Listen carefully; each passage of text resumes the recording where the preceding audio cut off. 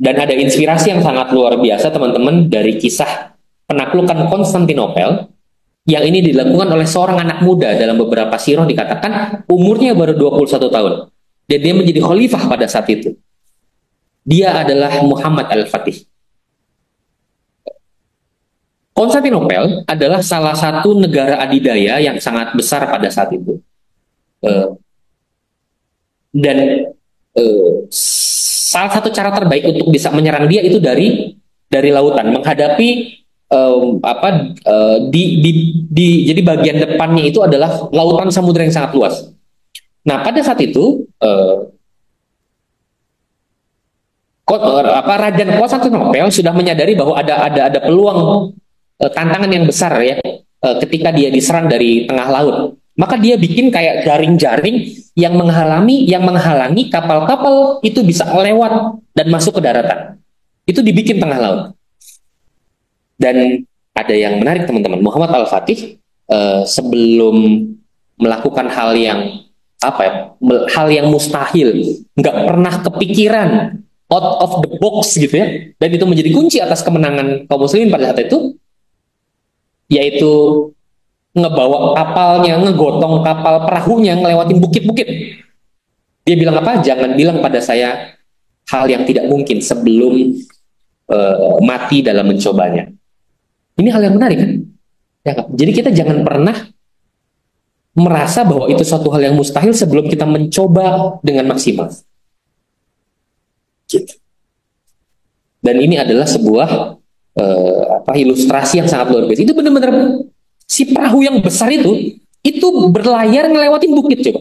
Hal yang tidak pernah kepikiran di masa itu, betul? Itu digotong. Dan kita kan kadang berpikir ketika punya ide itu juga kan berpikir kan, itu gimana gotongnya? Berat dong. Tapi itu dilakukan oleh Muhammad Al-Fatih.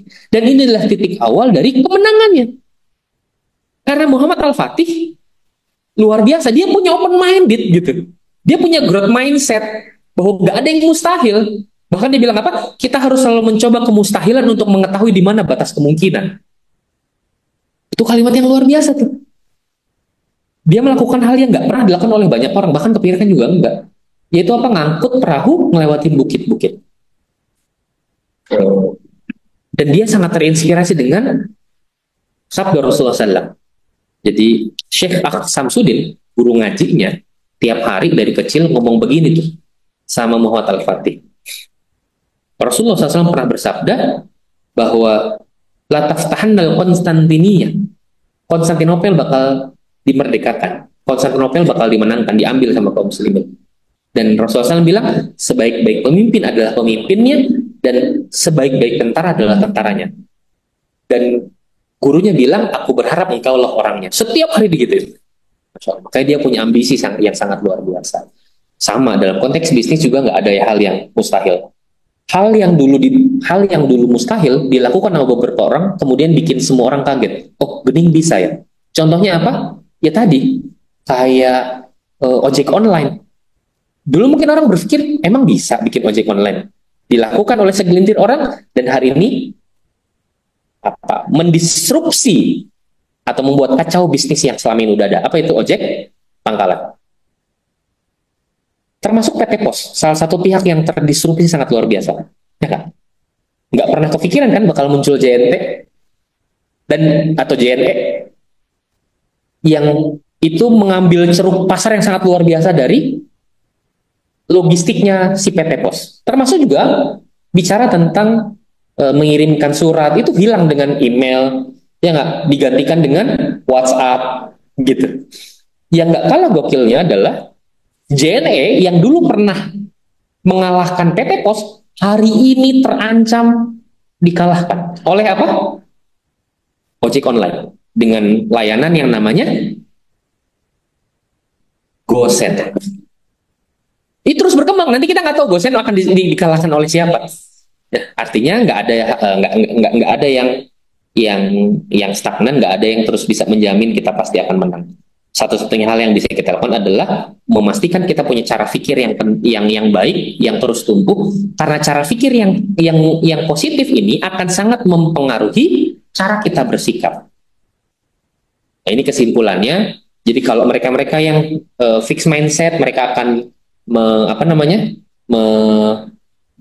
menghindari tantangan gitu ya. Kalau orang yang growth mindset itu tantangan adalah sebuah kesempatan. Coba-coba hal baru pasti ada kegagalan, tapi dia juga mempersiapkan gimana caranya kegagalannya kalaupun tidak bisa dihindarkan, bisa apa dampak dari kegagalannya kecil misalnya begitu. Kemudian dia juga sangat terbuka terhadap feedback yang konstruktif. Kalau fixed mindset kan mengabaikan gitu ya, nggak peduli, bahkan kecewa terhadap kritik-kritik yang dia terima. Nah, sehingga misalnya nih kalau buat teman-teman sales, mereka yang punya fixed mindset, kalau dapat kritik dari pelanggan tuh kalimatnya begini, pelanggan ini ngeluh terus ya, dia nggak pernah puas, padahal kita udah lakuin banyak hal. Itu contoh cara pikir fixed mindset. Tapi kalau yang punya pikir growth mindset, dia bakal bilang, oh pelanggan ini ngasih feedback yang berharga nih, ngasih masukan yang berharga nih buat kita nih. Nah, karena itu kita bisa belajar buat ningkatin pelayanan kita lagi ke depan.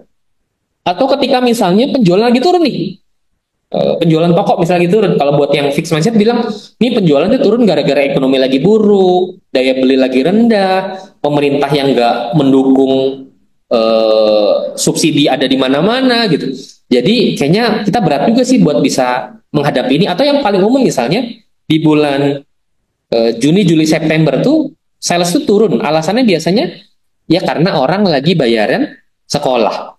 Itu benar adanya, tapi nggak bisa itu kita jadi alasan untuk membenarkan turunnya sales kita. Kita perlu mencari cara gimana caranya sales tetap bisa naik di momen-momen tersebut.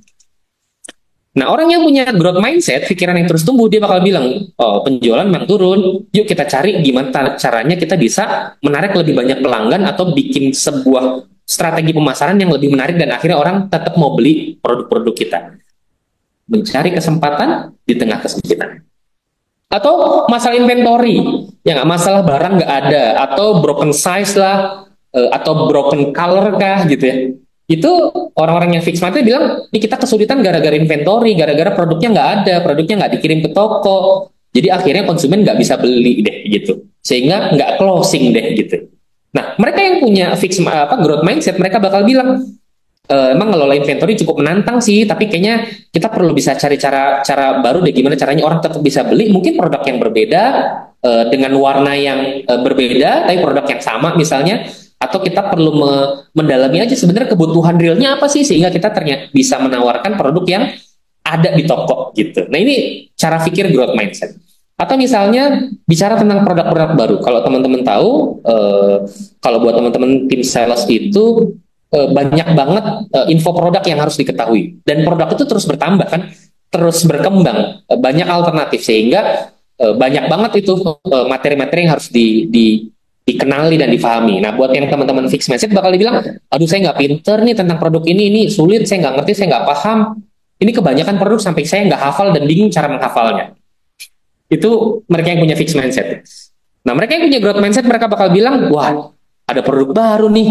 Ini jadi satu hal yang menarik sih buat saya. Ternyata, oh ada bahan-bahan tertentu yang punya kualifikasi atau benefit yang unik ya ternyata gitu.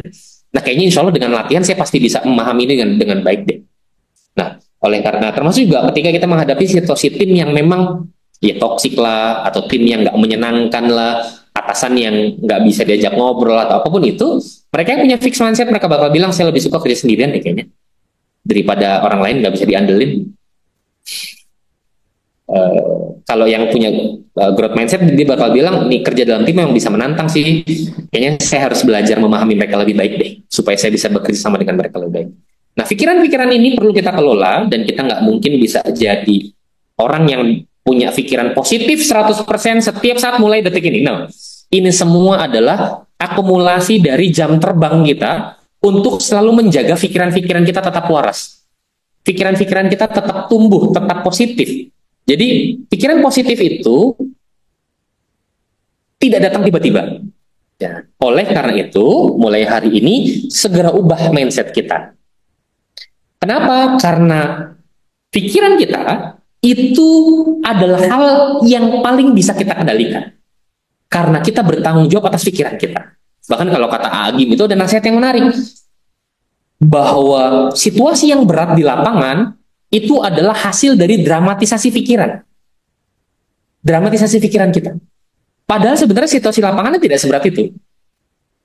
Ya, kalau kita berpikir lebih baik, lebih tenang, lebih positif, kayaknya situasinya akan berjalan dengan normal. Menantang iya, tetapi akan ada jalan keluar dan kita bisa melewati itu dengan nyaman.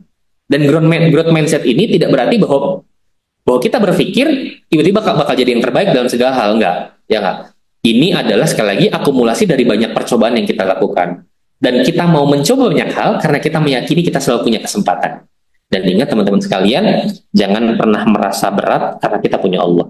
Jangan pernah merasa putus asa karena kita punya Allah. Jangan pernah merasa mustahil karena kita punya Allah. So, yakinkan diri Anda, yakinkan diri kita bahwa kita akan bisa menjadi pribadi yang hebat, berarti buat perusahaan, meyakini segala sesuatunya selalu ada kemungkinan berhasil, meyakini bahwa semua orang punya kesempatan, punya potensi untuk menjadi sebaik-baiknya orang, sebaik-baiknya tim, sebaik-baiknya rekan kerja, sebaik-baik karyawan, sehingga pada akhirnya kita bisa menjalani proses ini, menjalankan peran kita sebagai karyawan di Elcops kita, di Elcops ini, di perusahaan tempat di mana kita mencari rezeki dengan baik. Ya, bisa menjalani peran-peran kita dengan maksimal dan kita bisa menjadi rekan kerja yang positif buat teman-teman kita yang lainnya.